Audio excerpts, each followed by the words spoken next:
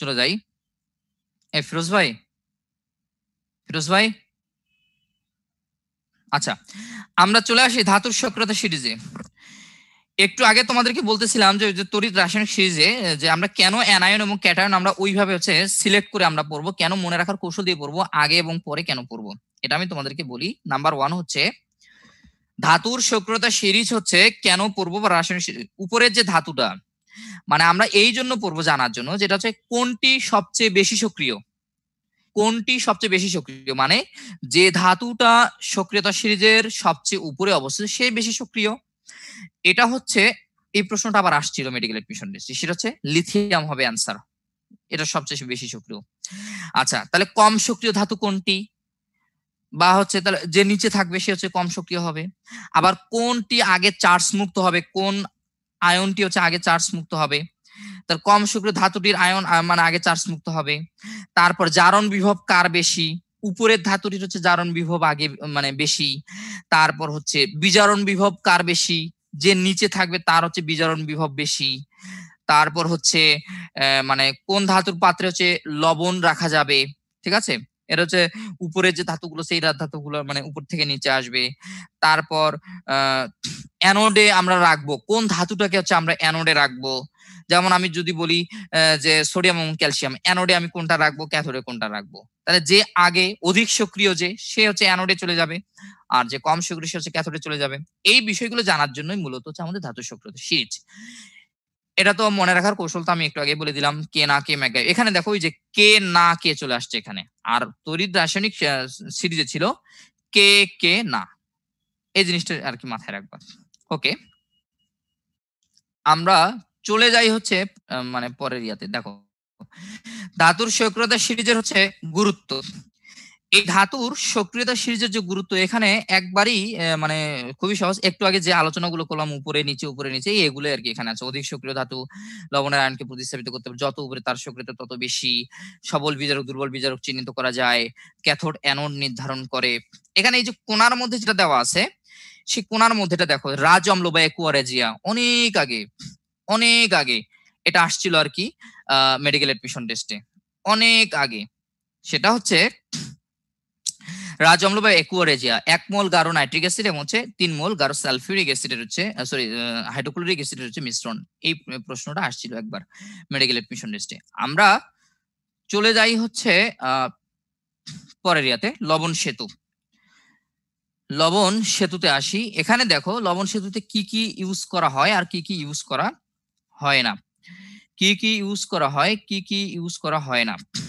দেখো দ্রবণ potassium chloride বা পটাশিয়াম নাইট্রেট বা অ্যামোনিয়াম ক্লোরাইড, সোডিয়াম সালফেট এর ঘনমাত্রা। তোমরা যারা আমি দুই একটা চ্যাট আর কি দেখলাম যে তোমরা 5 মিনিট ব্রেক, এমন না 5 মিনিট ব্রেক দিলে কি তুমি এখানে থাকবা? 5 মিনিট ব্রেক দিলে তো তুমি হাওয়া হয়ে যাবা নে। কষ্ট করতেছো, কষ্ট একটু করো, একটু কানেক্টেড থাকো আর কি, ঠিক আছে।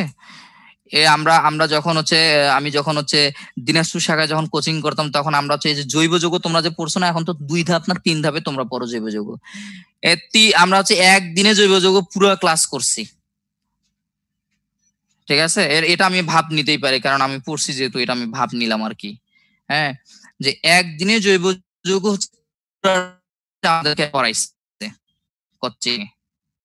তাহলে তাহলে আমরা কিভাবে আর কি কনসেন্ট্রেট আর কি করছিলাম, ঠিক আছে। ঠিক আছে, তোমরা অবশ্যই একটু কষ্ট যেহেতু করতেছো। আমার প্রশ্ন রে এখানে কষ্ট কিসের, আমার তো এইটাই মানে মাথায় আসে না, কষ্ট কিসের। তোমরা যে ফেসবুক ইনস্টাগ্রাম যে চালাও, টুইটার অ্যাকাউন্টে যে চালাও, তারপর আরো আরো কি কি যেন আছে, টিকটক টান টান অমুক তমুক, এগুলো যে চালাও এগুলোতে টাইম খরচ হয় না? ওগুলোর সময় তোমার ওই যে কি বলে স্ক্রিনে স্ক্রলিং করতে করতে খুব ভালো লাগে না? আর এখন একটু ক্লাস করাইতেছি, এটা ভালো লাগতেছে না তোমাদের? তোমরা ইমন কেন, কেন এমন?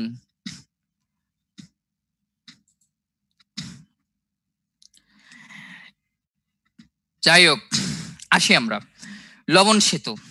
এই লবণ সেতুতে দেখো দ্রবণ পটাশিয়াম ক্লোরাইড বা পটাশিয়াম নাইট্রেট বা অ্যামোনাইট সোডিয়াম সালফেটের ঘনমাত্রা। এই ঘনমাত্রাটা আমাদের জানতে হবে, সেটা 0.1 m। উল্টানো আকৃতির ইউকাসন, এটা তোমরা দেখতেই পাচ্ছ এখানে একটা সল্ট ব্রিজের ইয়া দেওয়া আছে। এটির দুমুখে তুলা ভর্তি থাকে, লবণ সেতু দুবাহু দুই প্রান্ত অর্ধকোষ ডুবানো থাকে, এটা হচ্ছে নর্মাল ব্যাপার। তবে এখান থেকে ইম্পর্টেন্ট যেটা সেটা হচ্ছে এই লবণ সেতু কোনগুলো ইউজ করা হয় কোনগুলো ইউজ করা হয় না। আচ্ছা, যেহেতু এখানে পড়াইলাম, এই ইয়াতে যাই তোমাদের পোলটা দিয়ে দেই, দেখি এবার হচ্ছে তোমরা কেমনে পারো। এইবার যদি এখন পরে যদি এখন না পারো মারবো, মারামারিতে খুব ওস্তাদ আমি। অ্যান্সার করো, এই পোলের অ্যান্সার করো।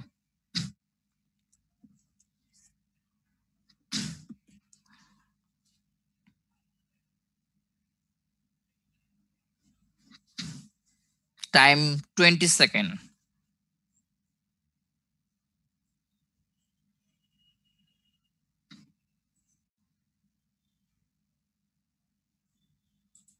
হয়েছে, বুঝা শেষ। আপনারা যে অ্যান্সার দিয়েছেন সেই অ্যান্সারে মানে আপনারাই দেখেন এসব কি করছেন আপনারা।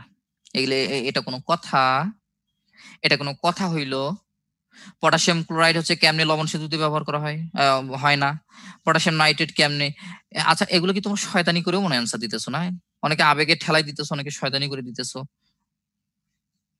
না, অ্যান্সার হবে হচ্ছে জিঙ্ক সালফেট। এটা হচ্ছে লবণ সেতুতে হচ্ছে ব্যবহার করা হয় না। চলে আসি আমরা লবণ সেতুর বৈশিষ্ট্য। সেই লবণ সেতুর বৈশিষ্ট্যে দেখো 3টা বৈশিষ্ট্য একইবারে একইবারে। হ্যাঁ হ্যাঁ, অনেকে ঘুরতে আসছে, ঠিক আছে, তোমরা যারা অনেকে খুশিতে আসছে, খুশিতে ঠেলায় ঘুরতে ভাল লাগে। হ্যাঁ, আসি এখানে দেখো তড়িৎ বিশ্লেষ্য লবণ সেতুর হচ্ছে বৈশিষ্ট্য এখানে দেওয়া আছে, অনেক সহজ। গতিবেগ সমান, ক্যাটায়ন আয়নের গতিবেগ সমান নাম্বার 1 লবণ সেতুর বৈশিষ্ট্য। কোনো বিক্রিয়া করবে না নাম্বার 3, জারিত বিজারিত হবে না। গতিবেগ সমান, বিক্রিয়া করবে না, এটা হচ্ছে লবণ সেতুর বৈশিষ্ট্য। আমরা চলে আসি লবণ সেতুর ভূমিকায়। এই লবণ সেতুর ভূমিকায় দেখো এইটা একটু মানে তোমাদের ভালোভাবে সুন্দরভাবে আর কি মনে রাখতে হবে। লবণ সেতুর ভূমিকা, দুটি অর্ধকোষের পরোক্ষ সংযোগকারী রূপে লবণ সেতু কোষের বর্তনী পূর্ণ করে এবং উভয় অর্ধকোষে বৈদ্যুতিক চার্জের নিরপেক্ষতা বজায় রাখে। খুবই খুবই খুবই খুবই ইম্পর্টেন্ট। তোমরা নিজের মতো করে তোমরা স্টার দিতে পারো, কোনো সমস্যা নেই, এখানে আমি বাধা দেবো না তোমাদেরকে, তোমরা স্টার দিতে পারো, এখানে খুব ইম্পর্টেন্ট, আসার মতো। চলে আসি আমরা তড়িৎদ্বার বিভব ও ধাতুর হচ্ছে সক্রিয়তা সিরিজ। তড়িৎদ্বার বিভব ও ধাতুর সক্রিয়তা সিরিজ, এখানে আমরা আসি প্রাইমারি বা মুখ্য নির্দেশক তড়িৎদ্বার, প্রমাণ হাইড্রোজেন তড়িৎদ্বার। এই প্রশ্নটাই আসছিল মেডিকেল এডমিশন টেস্টে। এখানে পরোক্ষভাবে আরো একটা প্রশ্ন আসছে, আমি তোমাদেরকে একটু ঘুরাই নিয়ে আসবো আর কি ইয়ার থেকে।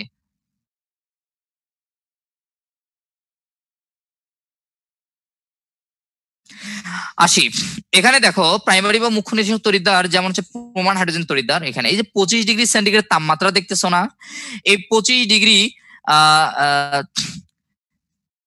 25°C তাপমাত্রা তোমরা পরিবেশ রসায়নে পড়ছো। এই পরিবেশ রসায়ন থেকে বলো 25°C তাপমাত্রা বাংলা নামটা কি? বাংলা নামটা কি?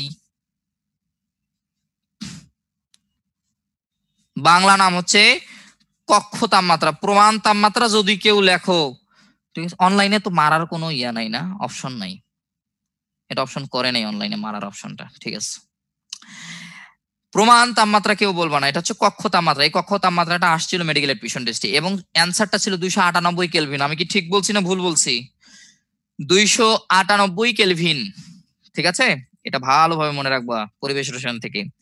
আসি আমরা পরে, দেখো এখানে সেকেন্ডারি বা গৌণ নির্দেশক তড়িৎদ্বার, এখানে হচ্ছে ক্যালোমেল তড়িৎদ্বার, সিলভার ক্লোরাইড তড়িৎদ্বার, তারপর হচ্ছে কুইন হাইড্রোজেন দেওয়া আছে, এখানে হাইড্রোজেন হবে না মনু, এখানে হবে হাইড্রোন তড়িৎদ্বার।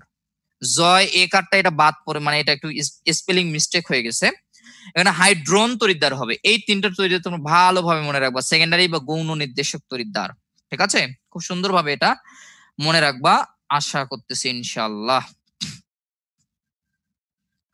হাজারি স্যারের বইতে কুইন হাইড্রোন তড়িৎদ্বারটা নাই, এখানে আর কি অ্যাড করা আছে, তোমরা আর কি পড়ে নিবা আর কি। কুইন হাইড্রোন তড়িৎদ্বার হাজারি স্যারের বইতে নাই। ওকে, এন্ট্রপির সংজ্ঞায় আসি আমরা, 4.8.1 চলে আসছে আমরা এন্ট্রপির সংজ্ঞা।